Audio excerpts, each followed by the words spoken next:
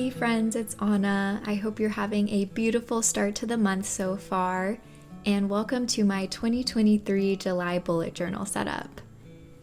This setup also features my 2 quarterly pages since we're entering into the third quarter of 2023, and those are the pages I'm starting with. For the title on this first page, I'm using the fine tip side of my black Tombow dual brush pen to outline this serif font, and then I'll fill it in using the brush tip side of this pen. Below that, I'm going to create a box specifically for my annual goals of 2023. At the beginning of the year, I set several goals in 4 life domains: faith, health, personal, and professional. So you'll see I'll create a section for each of those domains, and that's where I'll write any small steps I want to accomplish this quarter in working towards those annual goals. For example, one of my health goals this year is to improve my cooking, which has definitely been an adventure. At the beginning of the year, I decided that one way I was going to do this was by working through a cookbook I have that also teaches you the science behind each recipe, which is really cool. So for this quarter, I think my plan for that overall goal is to go through 4 chapters and 4 recipes in the book. I think checking in on your progress for long-term goals regularly and making a plan for the immediate path forward is really helpful. The artistic theme I chose for July was ocean-inspired.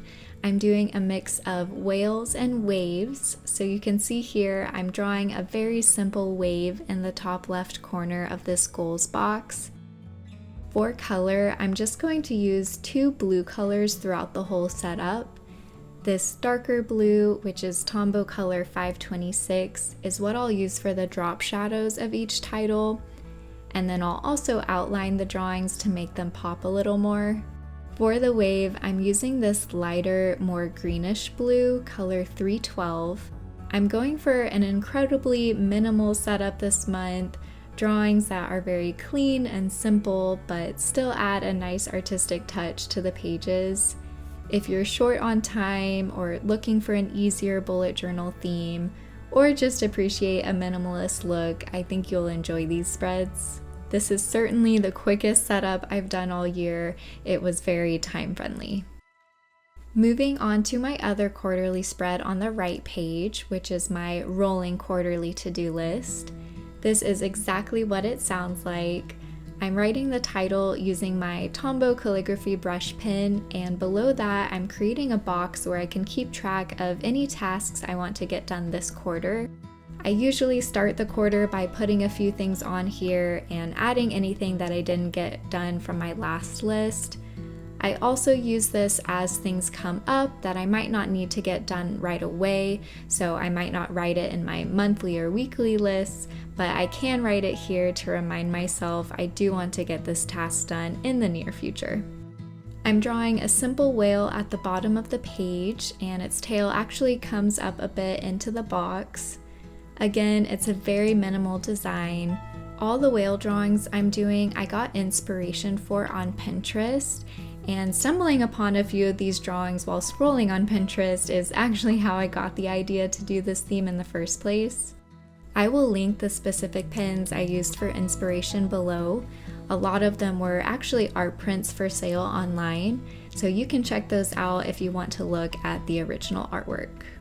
I'm doing a much thinner color outline for the whale because I felt like the blue on the wave looked a little off, and I do very much like the thinner blue lines. So I'm actually going back with a white gel pen to thin out the blue on the waves a little bit, and I think these pages looked a lot better with that tweak. And here's my final quarterly setup. Next up, we have our July calendar page. I'm starting up top with the title in a large calligraphy font, and I'll draw a large calendar below that. If you've been following along with me this year, you know I use a very similar calendar spread each month. I start my week on Monday, and each day gets a 5x5 square according to the dot grid. This is enough space for me since I only use this calendar to write events or appointments, but if you need more room, there is space on the pages to have each day be 6x6 squares. There would just be less room on the margins. I'm stamping the days of the week up top, and then I'll draw another simple whale in the bottom right corner. This is one of my favorite whale drawings of the setup, but I'm not sure if the spacing of the page really worked with it. I don't love how the calendar isn't centered vertically. If I were to do this page over again, I would probably choose the whale drawing you'll see me use on the next page to put here, because I think it would have allowed me to center the calendar better. And then I would have used this whale on the next page instead. But you live and you learn. I also decided to experiment with using only this dark blue for all the color on this page. I was feeling a little unsure on how good the two blues looked on my quarterly spreads. I do think having the whale outlined in the dark blue looks good, but I wish I had used the lighter blue for the calendar where I'm going to write the dates in each corner. Both because the dates would show up better on top of a lighter blue, and it just is a little monotone with only the one color. So you'll see on the next page, I try out yet another method of how to add color to the pages and finally find what I think looks best. So here I'm writing in the dates, and that's the final calendar spread.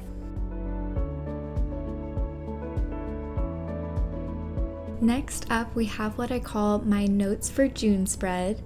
I think these ended up being my favorite pages visually of the whole setup.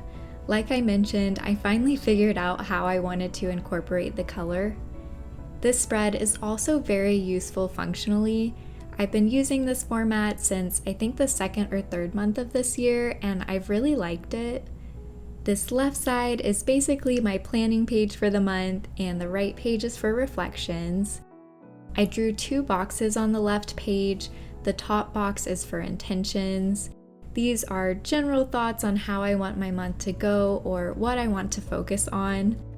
For example, in July, I think two things I'll write is I want to prioritize getting enough sleep this month, something that's really fallen to the back burner recently.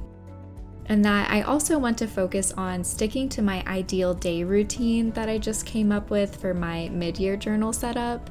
I'll link that video above and below if you want to see me set up that spread. Below the box for intentions is a box for this month's goals. These are just tasks that I want to get done in July. I'll start off the month with writing some tasks in, and then I can also add things to this list as they come up throughout the month. The last box on the right page is for reflections. I fill this out at the end of the month and write my reflections on things that went well, what didn't go well, what I would want to change about the month, things like that. And those reflections at the end of each month are a great tool for setting my intentions for the next upcoming month. I'm finishing up the page with some drawings. I added a wave crashing in the middle of the left page and drew a whale bursting out from the surface of the ocean on the right. I often like having the art overlap with the boxes on a spread because I think it gives the page some depth. The method I finally landed on for color is continuing to use the dark blue for shadowing the title, and I'm still using it to outline the drawings as well. But to keep the page from being too monotone, I'm going to use that light blue for outlining the three boxes. I like that this will kind of differentiate the functional areas of the spread from the art, and it also creates a defining lead color for the dark blue, and the light blue becomes more of a subtle accent. I might be obsessing a little overboard on these colors, but I'm nothing if not a perfectionist.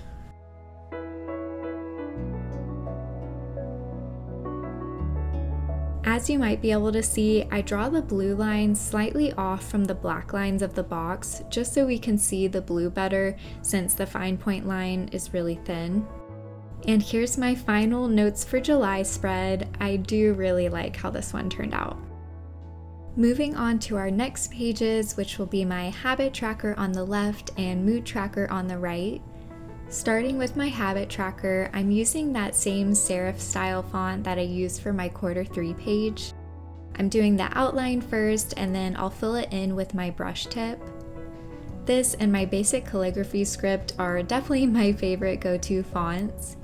And I think it looks good to have two main fonts throughout a setup, especially if they contrast each other a bit like the serif and cursive fonts do.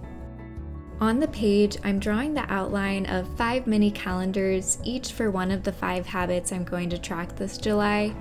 Again, you'll be familiar with this format if you've been following along with me. It's served me really well this year.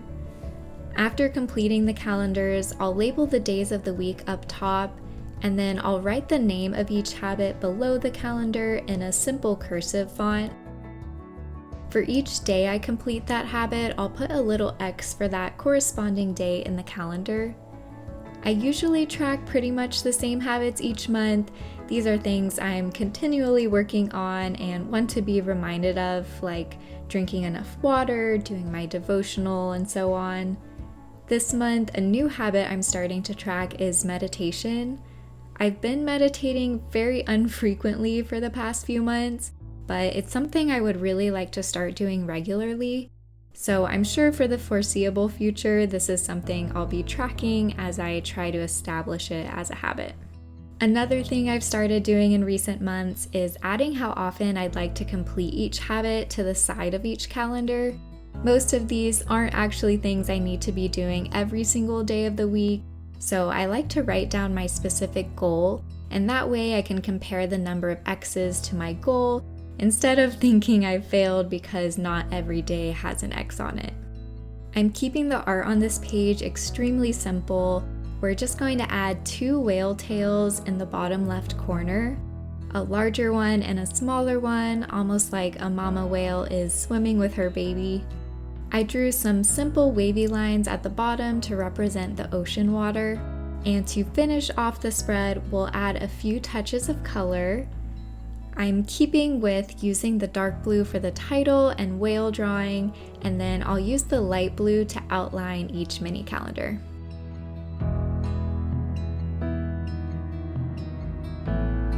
Next to my habits will be my mood tracker. I've been using the line-a-day system recently. It makes for an extremely easy setup. I create 2 columns down the page, and on the left, I'm numbering the days of the month. The right side I'll leave clear so I can write a brief description of my mood each day.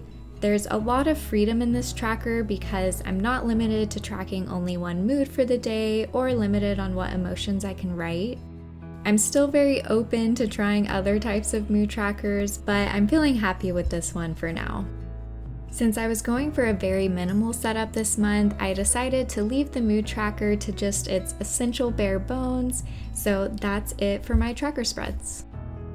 Now for the last spread of my July setup.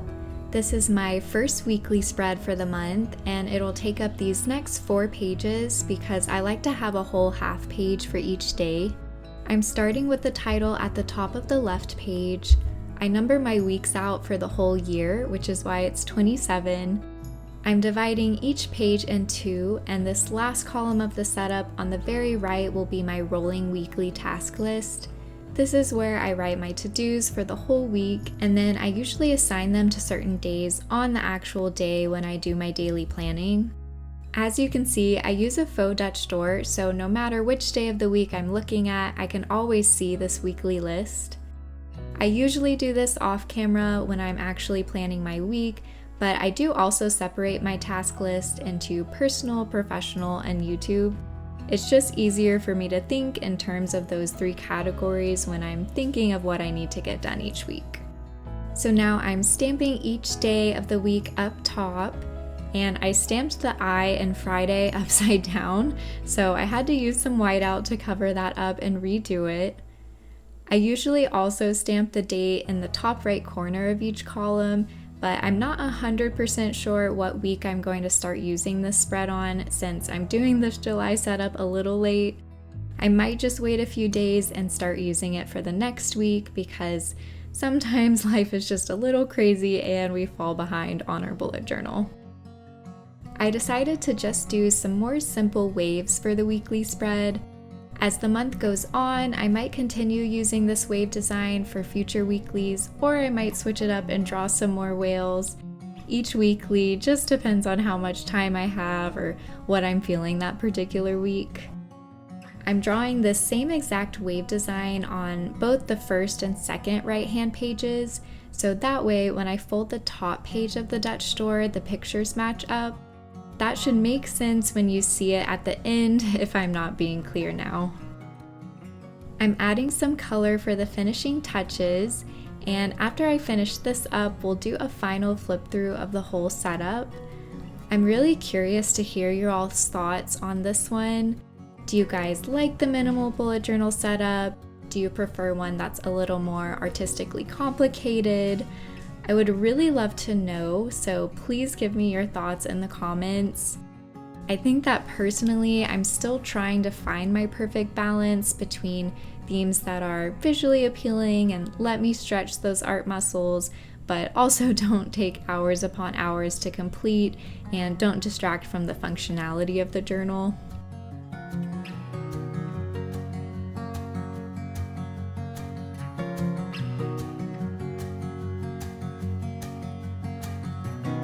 Okay, let's see how this Dutch door turned out.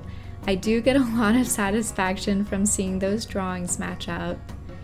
And on to the final flip through. It took me some time, but I did finally figure out how to do the colors for this theme, and I do love the whales. You don't need too many lines to really capture their essence. Again, please let me know your thoughts on minimal versus more complicated setups, and don't forget to like and subscribe if you enjoyed this video and want to stick around for more bullet journal content. Thank you so much for watching, and have an amazing rest of your day.